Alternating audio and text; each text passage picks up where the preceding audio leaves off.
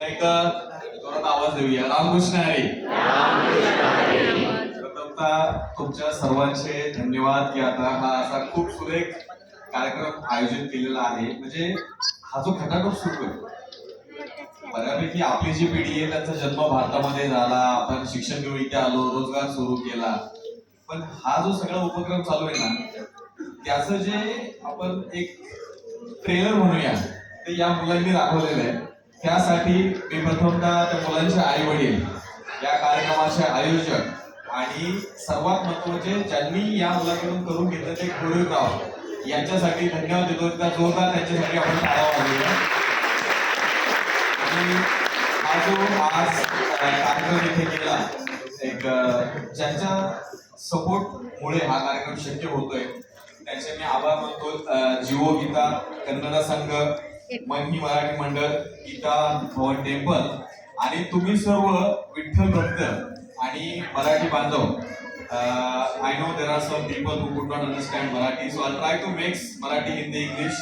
So please sorry if my feelings are coming in Marathi, but I hope you can forgive me and you can understand. So प्रथमतः सर्वांचे धन्यवाद आणि थोडक्यात सांगतो कारण कार्यक्रमाचा आता तो पिक पॉइंट आलेला आहे की प्रत्येकाला उत्सुकता आहे की आता पुढे काय नेमकं, बरोबर, आणि तुम्हाला उत्सुकता आहे की पादुकांचं दर्शन पण घ्यायचं आहे. तर थोडक्यात सांगतो आज पादुका मँचेस्टरमध्ये काय करतायत आणि हा उपक्रम काय नेमका. म्हणजे बऱ्यापैकी तुम्हाला माहिती असेल सोशल मीडिया किंवा न्यूजमध्ये किंवा बाकीच्या कार्यक्रमामधून की नेमकं आता हे चालू काय आहे. तर संक्षिप्त मध्ये सांगतो की आपल्याला भारताबाहेर भव्य दिव्य विठ्ठल रुक्मिणीचं पहिलं मंदिर बांधायचं आहे युके मध्ये आणि त्याच्यासाठी सुरुवात म्हणून आपण पांडुरंगाचे आणि रुक्मिणी मातेचे आशीर्वाद घेऊन पंढरपूरवरून निघालेलो आहोत. तर ही वारी जी होती ही 14 एप्रिलला पंढरपूरवरून आपण वाजत गाजत गाभाऱ्यामध्ये पादुकांची पूजा करून म्हणजे पहिल्यांदा असं झालं की दर्शनाची रांग बंद करून आपण या पादुकांच्या गाभाऱ्यामध्ये पूजा झाली आणि सगळ्यांसाठी एक आनंदाची गोष्ट आहे की आपला हा पांडुरंग आता 7 समुद्रापार झालेला आहे. तर आपली ही वारी 14 एप्रिलला सुरू झाली भारतातून, नंतर बारामती, पुणे, देहू, आळंदी, अहिल्यानगर, संभाजीनगर, नागपूर मार्गे मध्य प्रदेश, युपी आणि 19 एप्रिलला आपण ही वारी भारत सोडून नेपाळमध्ये गेली. तर सांगायला वारीचा भरपूर काही अनुभव आहेत, त्यासाठी आपण एक सेपरेट सेशन घेऊया की वारीचा अनुभव कसा होता, काय काय आपल्याला अनुभव आले. आता या चिमुरड्यांनी सांगितलं की वारी म्हणजे काय असते, बरोबर. हे सांगण्यापेक्षा कधीतरी आयुष्यात एकदा ना वारी अनुभव. मी मागील 7 वर्ष झालं पायी वारी करतो, आळंदी ते देहू, खास लंडन वरून जातो आषाढीसाठी. तर वारी म्हणजे समर्पण. वारी तुम्हाला काय सांगते ना, तर आपली जी सुखी संसार आहे, आपली जी लक्झरी आहे, आपल्याला पांडुरंगाच्या आशीर्वादाने देवांच्या कृपेने आपल्याला जे काही लक्झरी लाईफ होती भेटलेली, पण ती सोडून तुम्ही देवासाठी समर्पित होता. म्हणजे तुम्ही ऊन वारा पाऊस काय पाहता, एक शेतामध्ये झोपता, शाळेमध्ये झोपता, ट्रेन टाकून झोपता, समर्पण करता. तर वारी म्हणजे साधेपणा, समर्पण आणि प्रत्येकाच्या मनामधला पांडुरंग शोधणे म्हणजे वारी. आणि ही वारी जर अनुभवायची असेल तर एकदा आयुष्यामध्ये छोटा टप्पा आळंदी ते पुणे, पुणे ते सासवड आणि त्याचं कुठेतरी आपल्याला भारताबाहेर वारीची संकल्पना जी घेऊन जायची होती त्याची सुरुवात म्हणून आपण या पादुका घेऊन निघालो 14 एप्रिलला. तर भारतानंतर आपण 19 एप्रिलला प्रवेश केला नेपाळमध्ये.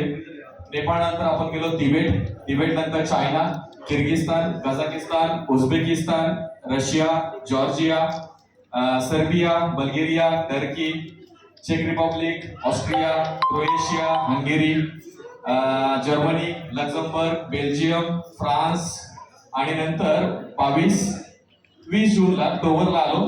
22 जूनला आपण टावर ब्रिज वरती, म्हणजे पहिल्यांदा आपण पाहिलं असेल की लंडनचं जे आयकॉनिक ठिकाण आहे, जी आपली वारी पांडुरंगाच्या दारातून सुरू झाली होती ती वारी आपली लंडनच्या टावर ब्रिज येथे सांगता झाली. टोटल 22 पेक्षा जास्त देशामधून हा प्रवास झालेला आहे आणि 17,000 किलोमीटर, नंतर मी काउंट करणं बंद केलं होतं, 17,000 ते 18,000 किलोमीटरचा प्रवास होता. बऱ्याचशा देशामध्ये प्लॅन नसताना आपल्याला ती वारी घेऊन जावी. लक्झमबर्ग मध्ये आपला प्लॅन नव्हता, क्रोएशियामध्ये नव्हता, ऑस्ट्रियामध्ये नव्हता. त्या देशामध्ये आपल्याला त्या देशातील मराठी बांधवांनी बोलवलं. जर खरं या वारीचं जर काय सक्सेस सांगायचं असेल तर आपला जो मराठी माणूस किंवा आपला जो विठ्ठल भक्त जगाच्या कानाकोपऱ्यात विखुरलेला होता तो या वारीने एका माळेमध्ये जोडला गेलेला आहे. कारण आता आपल्याला भारतापासून लंडन पर्यंत कोणत्याही देशामध्ये जा, मराठी लोक किंवा विठ्ठल भक्त कुठे आहेत हे आता आपण हक्काने सांगू शकतो, कारण या वारीने सर्वांना जोडायचं काम केलेलं आहे. आणि दुसरी गोष्ट म्हणजे फक्त युकेच्या बाहेर नाही तर युके मध्ये आल्यापासून म्हणजे 20 जूनला आपण ऑफिशियली युके मध्ये एंट्री केली. हा पूर्ण प्रवास आपला बाय रोड होता. आपण कुठेच विमानाचा सहारा घेतला नाहीये किंवा फक्त फ्रान्स कॅलेवरून डोवरला यायला आपण फेरीमध्ये आलो. अनुभव खूप सारे म्हणजे तुम्हाला सांगायला दिवस कमी पडेल. म्हणजे जॉर्जिया सारखा देश म्हणजे आपण फक्त ऐकलेले की तिब्लिसी बातुमी हे तिथे शहर आहे. 700 मुलं आले होते पादुकांचं दर्शन घ्यायला. विद्यार्थी होते MBBS करणारे आणि फक्त दर्शन नाही 2 ते 2.5 तास त्यांनी पूर्ण भजन अभंगाचा कार्यक्रम केला. तो कार्यक्रम झाल्यानंतर आवर्जून जसं आपली संस्कृती आहे की हात पकडून आपण वारकऱ्यांना घरी घेऊन जातो जेवायला, तसं त्या मुलांनी घरी जेवायला घेऊन जाते. किर्गिस्तानमध्ये वॉश शहराचं नाव आपण पहिल्यांदा ऐकलं असेल. तिथे दुपारी 12 वाजता त्यांना समजलं की पादुका इथे आलेल्या आहेत. 12 वाजता ते मुलं हॉटेलवर भेटायला आले. रात्री संध्याकाळी 7 वाजता 150 मुलांचा कार्यक्रम होता फक्त 4 तासामध्ये. म्हणजे विचार करा की हे जे विखुरलेले मुलं आहेत या मुलांमध्ये पण भक्ती आहे. आणि युरोपमध्ये आल्यानंतर मला असं वाटतं मी मागचे 2 महिने झाले अल्टरनेट कार्यक्रम चालू आहेत. म्हणजे जर्मनीमध्ये जवळपास 600-700 लोक होते. फ्रँकफर्टला, म्युनिकला, बॉर्नला. नंतर नेदरलँडला आपण शेवटी नाही बोललो, पोलंडला नाही बोललो, फ्रान्सला नाही बोललो, कारण पुढचे आपले UK मध्ये प्रोग्राम हे प्लॅन होते. अनुभव खूप चांगले आहेत. म्हणजे या वारीने जर आपल्याला काय दिलं असेल तर एक आपल्याला समाधान दिलंय की आपण ज्या मातीमध्ये शिकलो, ज्या मातीमध्ये जन्माला आलो, ज्या संस्कृतीने आपल्याला मोठं केलं, ती संस्कृती कुठेतरी आपल्याला जगाच्या कानाकोपऱ्यात घेऊन जायचं एक आपल्याला संधी मिळालेली. आणि त्याचं एक छोटं उदाहरण सांगतो, जास्त काही सांगत नाही. उझबेकिस्तानमध्ये जो बाबर आहे, बाबरचा जन्म जे मुघल साम्राज्य आहे, त्या मुघल साम्राज्याचा उगम हा उझबेकिस्तान मधला आहे. तिथे बाबर, हुमायूं, तैमूर ज्या लोकांनी मुघल साम्राज्याने आपल्या भारतावरती राज्य केलं ते उझबेकिस्तानमधून किर्गिस्तानमधून अफगाणिस्तानमधून पाकिस्तान मार्गे भारतामध्ये आले नॉर्थला. म्हणजे जर तुम्ही पाहिलं मुघल साम्राज्य हे बऱ्यापैकी नॉर्थला स्थायिक होतं. आग्र्याला त्यांची राजधानी होती असं म्हणतात. आणि हे मुघल साम्राज्य नंतर 16व्या शतकामध्ये खाली सरकलं नाही. याचं कारण आहे की माहिती तुम्हाला काय होतं? कारण या मुघल साम्राज्याला प्रतिकार करण्यासाठी एक राजा होता आणि त्या राजाच्या मातीमधून आपला जन्म झालेला आहे.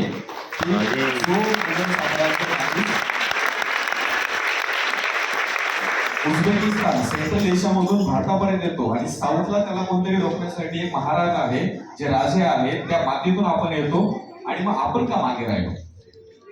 आपल्याला संस्कृती नाही का? 700 वर्ष जुनी परंपरा आहे वारीची. अशी मंदिरं आहेत आपल्यासाठी. हे श्रद्धास्थान आहे. गीता भवन आपल्यासाठी श्रद्धास्थान आहे. बट बिंग NRI आपण भारताबाहेर राहतोय. कुठेतरी मनात वाटत असेल ना तुमच्या आयुष्यात एकदा तरी आपल्याला असा प्रसंग आला असेल, मराठी माणसाचं हक्काचं मंदिर कुठे?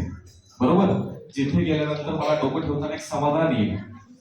या मंदिराकडून आपण एक आदर्श घ्यायचा आहे. इस्कॉनकडून आदर्श घ्यायचा आहे. स्वामीनारायणकडून आदर्श घ्यायचा आहे. हे आपल्यासाठी श्रद्धास्थान आहेतच.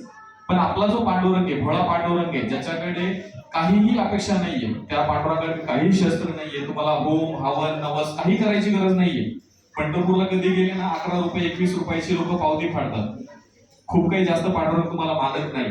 ज्यावेळेस वारी करतात लोक, या मुलांनी सांगितलं, त्यातलं मी पण आहे. ज्यावेळेस पंढरपूरला आपण पोहोचतो ना 70 ते 80% वारकऱ्यांची इच्छा असते फक्त कळसाचं दर्शन घ्यायचं. कळसाचं दर्शन घेऊन परत येतात. तर त्यांना माणसामध्ये देव दिसतो. आणि हे कुठेतरी आपल्याला जगामध्ये आता थोडीशी ह्युमॅनिटी लॉस होत चाललेली आहे ना, ती आपल्याला फाइंड आउट करायची. त्याच्यासाठी हा उपक्रम ही जी पुढची पिढी आहे ना, ही जी मुलं, यांना तर आपण शिकवतोय, पण त्यांना कुठेतरी आपला जो वारसा आहे, आपली संस्कृती आहे, आपले शिवाजी महाराज आहेत, आपले वारकरी संप्रदाय आहे, आपले ज्ञानेश्वर महाराज आहेत, तुकोबा आहे, किंवा जे आपली विठ्ठल रुक्मिणीची संस्कृती आहे, ही आपल्याला जगाबाहेर घेऊन जायची. या लोकांनी यांचा इतिहास जगाला विकलाय. म्हणजे आपण UK मध्ये पण यांचे किल्ले, यांच्या कबरी म्हणूया आपण, पैसे देऊन तिकीट देऊन विंडसर कॅसलला पाहायला जातो, बरोबर. तर आपला इतिहास आपण का नाही जगाला दाखवते, आणि त्याची सुरुवात किंवा त्याच्यासाठी ही चाललेलं खटाटोप आहे. हे जे मंदिर आहे आपण युके मध्ये बांधण्याचा जो संकल्प घेतलेला आहे. थोडक्यात मंदिराबद्दल सांगतो. हा जवळपास एक 100 करोडचा प्रोजेक्ट आहे, म्हणजे 10 मिलियन पाऊंड. ऐकायला थोडा मोठा आकडा वाटतो, पण मला असं वाटतंय आतापर्यंतचा अनुभव, पांडुरंगाने मन बनवले मला 7 समुद्रापार जायचंय, आपल्याला फक्त तिथं जोडलं जायचंय. म्हणजे मी कधीच अपेक्षा केली नव्हती ज्यावेळेस वारीची संकल्पना आली की मँचेस्टर मध्ये एक दिवस असा येईल, तुम्ही एवढ्या संख्येने एकत्र याल आणि त्या पादुकांचं दर्शन इथे मोठ्या कार्यक्रमात होईल, हे मी कधीच अपेक्षित केलेलं नव्हतं. तर मला असं वाटतंय की आपल्याला फक्त या प्रवाहात सुरुवात करायची आहे. पांडुरंग आपल्या सोबत आहे. 100 कोटीचं बजेट का, तर आपल्याला ऑब्व्हियसली मंदिर चांगलं बांधायचं आहे, एखादा असा मोठा हॉल पाहिजे ज्याच्यामध्ये कार्यक्रम, भजन, जसं तुम्ही सुरेख भजनाची सुरुवात केली, आपली हक्काची जागा पाहिजे, तिथे मुलं जाऊन हरिपाठ म्हणू शकतील किंवा तिथे जाऊन भजन कीर्तन, भारतातून भरपूर महाराज येतात, त्यांचे आपण प्रवचन ठेवू शकतो. फक्त निवास करायचा की मंदिराची तिथे आल्यानंतर कमी पैशामध्ये राहायची सोय होईल. आणि सर्वात महत्वाची गोष्ट म्हणजे जी आपली संत परंपरा आहे, ज्ञानेश्वर महाराज, तुकाराम महाराज, स्वामी समर्थ, गजानन महाराज, साईबाबा, स्वामी, कोणतेही महाराज जे आपले संत होऊन गेले, ज्यांनी जे वाङ्मय लिहिलं, असं म्हणतात तुकाराम महाराजांनी 400 कोटी अभंग लिहिले होते, त्याच्यातले फक्त 4000 अभंग बाकी आहेत. ते हे कुठेतरी आपल्याला लिहून ठेवणं, संतांची परंपरा हे एका म्युझियम मधून करून आपल्याला जगाला दाखवायचं आहे. आणि त्याच्यासाठीचा हा खटाटोप आहे. म्हणून तुम्हाला सर्वांना एक आव्हान करतो, जर तुमच्या मनामध्ये इच्छा आहे की माझ्या पांडुरंगाचं, माझ्या मातीचं मंदिर कुठेतरी भारताबाहेर होतंय आणि त्याच्यासाठी माझी वेट लागली पाहिजे, माझा एक हातभार लागला पाहिजे, तर जसं मगाशी यांनी सांगितलं, बाहेर QR कोड आहे, कार्ड मशीन आहे, फुलाची पाकळी दान करा. जसं राम मंदिरासाठी घराघरातून पैसे गेले आणि आज राम मंदिर उभं राहिलेलं आहे, तसं आपल्याला प्रत्येकाला याच्यासाठी उभं राहायचंय. हे माझं मंदिर आहे म्हणून टोपीवरती जर पाहिलं ना, हे कोणाचं अनिलचं किंवा मँचेस्टर मंडळाचं किंवा कोणाचं एकाचं मंदिर नाहीये, हे मंदिर माझं आहे, हा पांडुरंग माझा आहे. आणि या मंदिरात ज्यावेळेस पांडुरंग बसेल, याची मूर्ती असेल, त्यावेळेस मला अभिमान असेल की ज्यावेळेस काहीच नव्हतं त्यावेळेस मी त्या पादुकांचं दर्शन घेतलं होतं, आणि आता हे माझं मंदिर, माझं माऊली या युके मध्ये स्थापन झालेली आहे, आणि त्यासाठी मी काय सहाय्य करू शकतो, तर माझा हातभार काय लागेल. प्रत्येकाने फुलाची पाकळी, सर्वात सोपं सांगतो, 10 पाऊंड, जे की 2 वेळच्या कॉफीची खर्च आहे, 10 पाऊंडचं डायरेक्ट डेबिट लावा दर महिन्याला. तुम्हाला असं होईल का 10 पाऊंड मध्ये हा 100 कोटीचं मंदिर कसं बांधेल. सिंपल आहे, 1000 लोकांनी 10 पाऊंडचं डायरेक्ट डेबिट लावलं, महिन्याचे 10,000 झाले, वर्षाचे 1,20,00,000 रुपये झाले. फुलाची पाकळी जेव्हा प्रत्येक जण एकत्र येतो तेव्हा मोठा डोंगर सुद्धा आपण त्याला करंगळीवरती उचलू शकतो. कृष्णासोबत त्याचे जे सवंगडी होते, कृष्णाने जे करंगळीवरती बोट लावलं होतं, ते एका बोटाने फक्त पर्वत उचलला नव्हता, तर बाकीचे जे सवंगडी होते त्या सवंगड्याने सुद्धा त्याला हातभार लावला होता. तर आता हे प्रत्येकाची आपली जबाबदारी आहे की मी युके मध्ये राहतोय, मी युके मध्ये माझी संस्कृती पाहतोय, मी कुठे मागे नको राहिला. ज्यावेळेस ते मंदिर होणारच आहे, ज्यावेळेस मी त्या मंदिरामध्ये जाईल, असं नको वाटायला अरे त्यावेळेस मी थोडा 1 पाऊंड जरी लावला असता ना, तर मला आता तो आत्मिक समाधान आलं असतं की माझ्यामुळे आज हे मंदिर उभं राहिले. तुमच्या सर्वांना आवाहन करतो, मंडळाकडे आपल्या बँक डिटेल्स आहेत, फुलाची पाकळी पुढे येऊन करूया. आणि जेव्हा केव्हा मंदिर होईल, हे तुमचं मंदिर आहे, हक्काने या. जिथं कोणाला नाही बाबा मी पादुकाचं दर्शन घेतलेले, मी माझ्या खिशातून 10 पाऊंड, 100 पाऊंड, 1000 पाऊंड दिलेले आहेत आणि मला अधिकार बनतो या मंदिरामध्ये पांडुरंगाचं दर्शन घ्यायचं. एक सिंपल एक्झाम्पल सांगतो प्रवासातलं, की डिवोशन आणि संस्कृती आपली किती महत्वाची असते.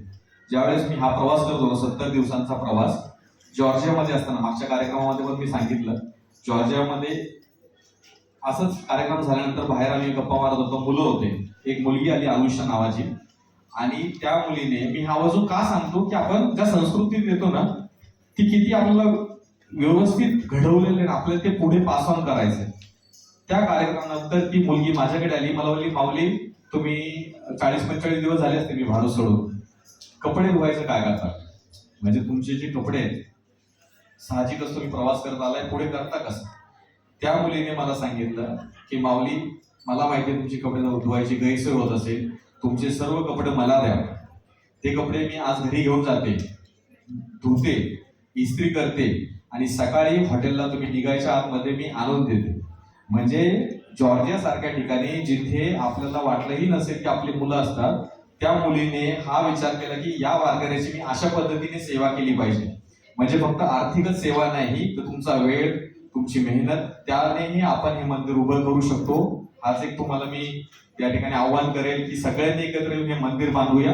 आणि फक्त साऊथला किंवा नॉर्थला नाही, तर मी आपल्यापैकी काही लोकांना सांगितलंय, मँचेस्टर आहे, लिव्हरपूल आहे, वॉरिंग्टन आहे, इथे आपला एक बेल्ट आहे, इथे एक मंदिर बांधूया आपण.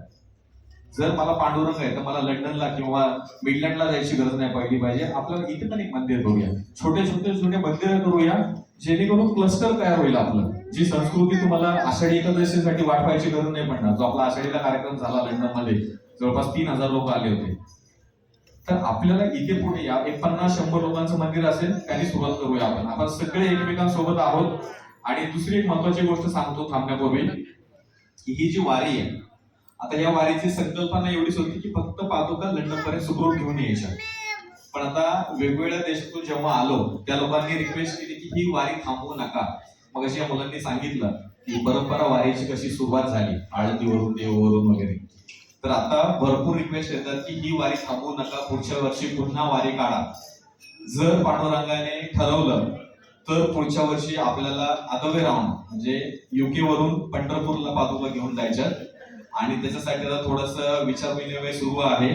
जर तसं झालं तर जे कोणी हे कार्यक्रमाचे आयोजक आहेत त्यांना सांगतो की पुढच्या वर्षी मे बी आपल्याला पादुका पांडुरंगाच्या भेटीला पाठवण्यासाठी पुन्हा असा कार्यक्रम करावा लागेल. त्यामुळे तुमची जबाबदारी वाढलेली आहे.